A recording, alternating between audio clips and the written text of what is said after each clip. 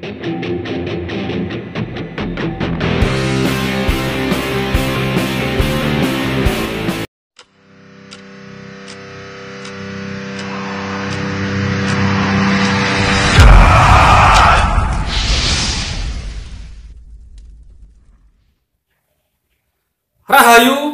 Rahayu, Rahayu. Ketemu lagi dengan saya, Teddy Wahyono, di channel tempat mengenal keris dan pusaka Nusantara lainnya dengan akal sehat dan hati terbuka. Nah, untuk kali ini saya akan membahas sebuah keris jadi milik Ketua Condro Aji ya, milik Mas Wawan. Jadi ini salah satu kerisnya. Dan ini memang keris bahan garap yang cukup bagus ya. Nah, di dalam bahasan kali ini kita juga akan belajar tentang ricikan-ricikan dasar ya, ricikan sederhana. Karena memang ricikan itu memang sangat penting, terutama dalam belajar perkerisan, agar kita bisa tahu nama-nama dapur keris. Cuma dalam hal ini, untuk ricikan ini pun sebenarnya saya juga ragu-ragu, karena memang ini dapur apa, kalau untuk Maeso Lajer juga bukan. Dan ada yang mirip yaitu Maeso Dungkul atau Kebo Dungkul. Cuma kalau Kebo Dungkul itu gonjonya gonjo dungkul. Untuk ricikan lainnya sama seperti ini, cuman kalau yang milik Mas Wawan ini adalah gonjonya sederhana ya, sebitron gitu aja.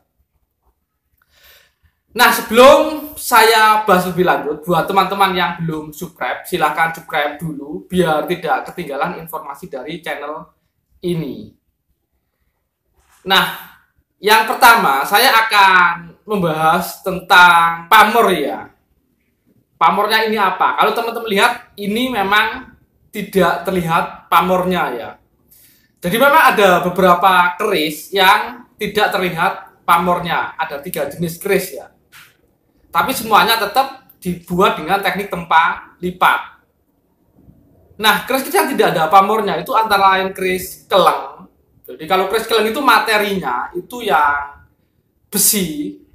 Jadi besi aja ya, sebagian besar memang besi. Itu yang ditempa lipat. Ada yang wulung. Kalau wulung jadi ada besi, ada bahan pamor, juga selorok baja ya. Cuma memang bahan pamornya bukan yang ngebuyur, yang putih atau abu-abu. Jadi terlihat hitam aja. Jadi memang sekilas terlihat hitam. Itu kalau keris-keris wulung. Yang terakhir adalah pengawak wojo yang materi bahannya jadi hampir sebagian besar itu adalah dari baja, pengawak wojo.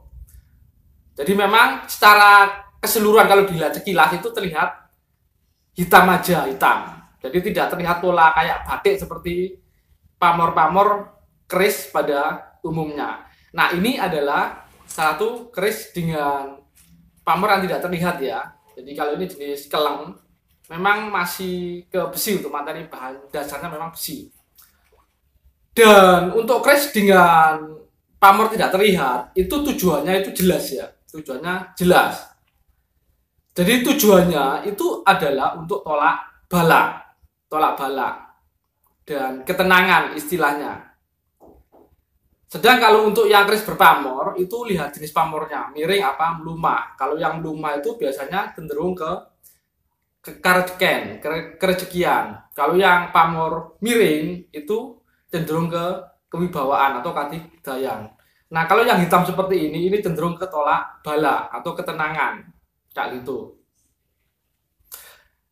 Nah, untuk ricikan, jadi kalau teman-teman lihat, jadi ini memang sangat bagus ya, terlihat jelas. Yang pertama, yang jelas ini gandek polos ya, lurus gandek polos. Gandeknya juga cukup tinggi, jadi ini memang jenis Maeso, ada yang nyebut jenis Kebo, gitu loh. Cuman ini teman-teman lihat ada tikel alisnya, sangat tegas, jelas terlihat. Ini tikel alisnya. Begitu juga dengan pejetannya, pejetannya juga sangat tajam ya, dalam ya, sangat jelas juga. Serawiannya juga jelas, termasuk list gusennya.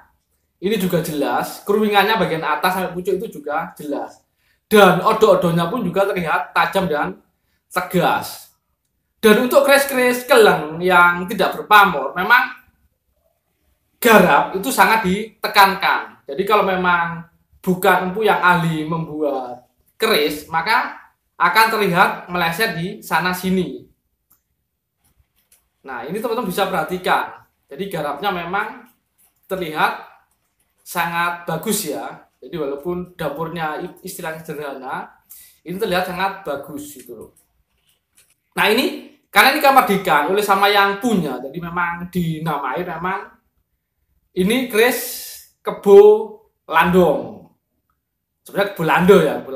Jadi memang filosofinya memang sama ya, kayak tolak balak. Jadi kalau teman-teman pernah dengar cerita tentang kebo lando di daerah Pati, mungkin akan tahu ya, yaitu terutama tentang kulit kebo lando itu salah satu memang terkenal sebagai jimatan kebal ya.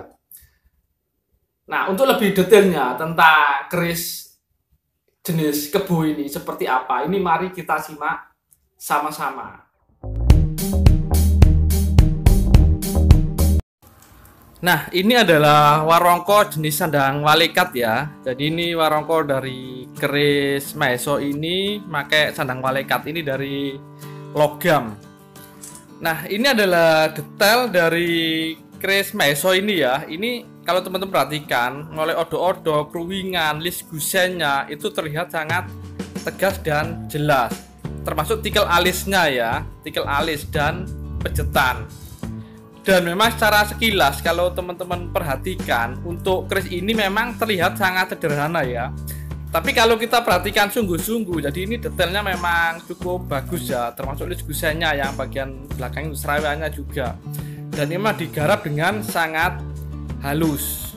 Dan ini memang buatan tangan. Nah, ini detail dari sor-soran untuk keris jenis Maheso ini yang oleh pemiliknya yaitu Mas Wawan diberi nama kebo landong.